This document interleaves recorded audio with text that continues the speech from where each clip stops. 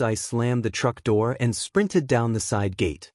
Splashes, laughter, and thumping music exploded from my own backyard pool, the one I had saved 2 years to install after double shifts at the factory. "What the hell is going on?" I gasped, the words catching in my throat. Chlorine and coconut sunscreen hit me like a slap mixed with the sour tang of spilled wine. My blood boiled so fast I could barely see straight. There she was, Karen, the self-appointed HOA president, the same woman who fined me $50 last month because my trash can lid was cracked half an inch. She lounged on my favorite chaise like she owned the damn place, oversized sunglasses perched on her nose, a fruity drink in her hand. 10 of her cronies splashed and hollered in my water, kids cannonballing, adults doing belly flops like it was some free public splash park. Towels, my towels were strewn everywhere. A Bluetooth speaker blasted some terrible country song so loud the neighbors 3 houses down must have heard it. "Karen," I roared, my voice cracking with pure rage. "Get the hell out of my pool right now." She barely glanced up. "Oh, Dennis, calm down. The HOA board agreed community amenities should be shared. You never use it anyway." Her tone was so sweet it made my stomach turn. She took a slow sip, her lips curling into that signature smirk, the one that said she always won. Shared, my fists shook at my sides. "This is my private backyard, not some damn community center. You climbed my fence or sweet-talked the gate code, I don't know which, but you are trespassing." One of her guests, a skinny guy with a beer belly, froze mid-laugh, water dripping from his nose. The others slowed, their splashing eyes darting between us like they suddenly realized they might be on the wrong side of the law. The air felt thick, heavy with the smell of wet concrete and sunscreen and my own rising panic. How could she do this? How could she look me in the eye and act like I was the crazy one? Karen sighed dramatically like I was ruining her precious afternoon.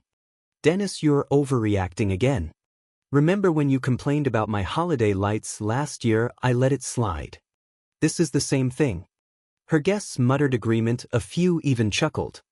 My face burned. I could feel the veins in my neck pulsing. I pulled out my phone, hands trembling so bad I almost dropped it. "I'm calling the police right now. This ends today." She laughed, a sharp bark that cut through the music. "Go ahead." "They'll side with the HOA president. You'll look like the neighborhood bully." I dialed anyway, my voice steady even though my knees felt weak. "Yeah, hi officer, this is Dennis at 142 Oak Ridge Lane. I have unauthorized people in my private pool." "No, I didn't invite them." "Yes, it's trespassing." "Send someone now, please." The wait felt eternal. I stood there, arms crossed, breathing hard while Karen scrolled her phone, pretending I didn't exist. The guests whispered among themselves. One woman even started gathering her stuff, but Karen shot her a glare and she sat back down. The water rippled softly now, the laughter gone, just awkward splashes and the distant hum of a lawnmower somewhere down the block. I took a deep breath, the hot sun beating on my neck, sweat mixing with the fury in my chest. Was I really doing this? Was I about to turn my quiet neighborhood into a war zone? 10 minutes later, 2 police cruisers rolled up, lights flashing but sirens off. The officers stepped out, one tall guy with a notepad, the other a woman who looked like she had zero patience for nonsense. My heart leaped. "Finally." "Officer Ramirez," the woman called out, her voice carrying clear and firm. "Whose property is this?" "Mine." I stepped forward, pointing straight at Karen. "She and her friends broke in without permission. Used my pool like it was theirs." Karen stood up, slowly adjusting her swimsuit cover-up like she was the victim. "Officer, this is a misunderstanding. As HOA president, I have every right to inspect amenities. The board minutes clearly state." The officer cut her off with a raised hand. "Ma'am, this is private property, not an HOA common area. Do you have the homeowner's written permission?" Karen hesitated for the first time, her smug mask cracking just a little. "Well, no, but..." "No permission means trespassing." Officer Ramirez turned to the guests. "Everyone out of the pool now. This party is over." Chaos erupted. Guests scrambled, splashing water everywhere, grabbing towels and phones. One guy slipped on the wet concrete, cursing under his breath. Karen planted her feet, refusing to move. "You can't do this to me," she snapped, her voice rising to a shrill pitch. "I know the chief of police. I'll have your badge."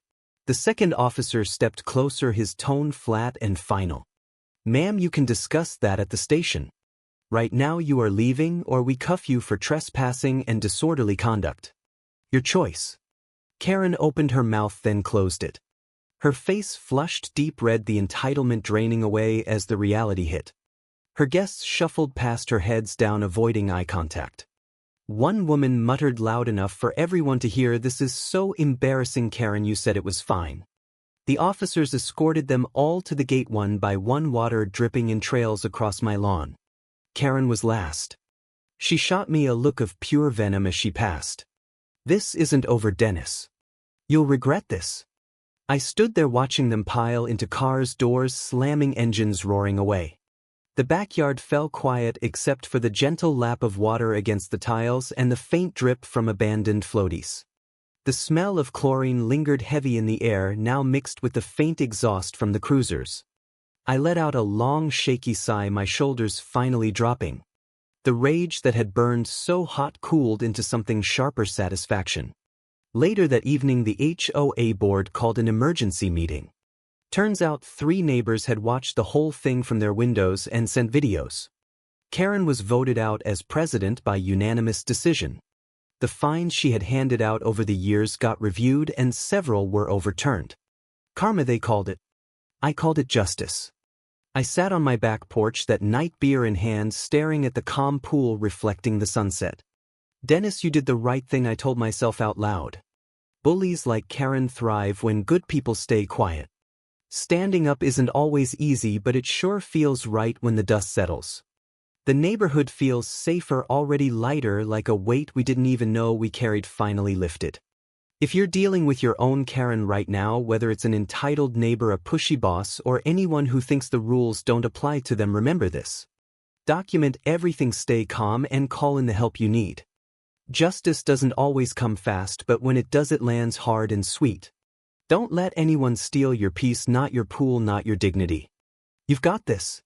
And Karen, wherever you are, I hope that fruity drink tastes a little more bitter now. Because today the pool stayed mine and the neighborhood finally breathed free.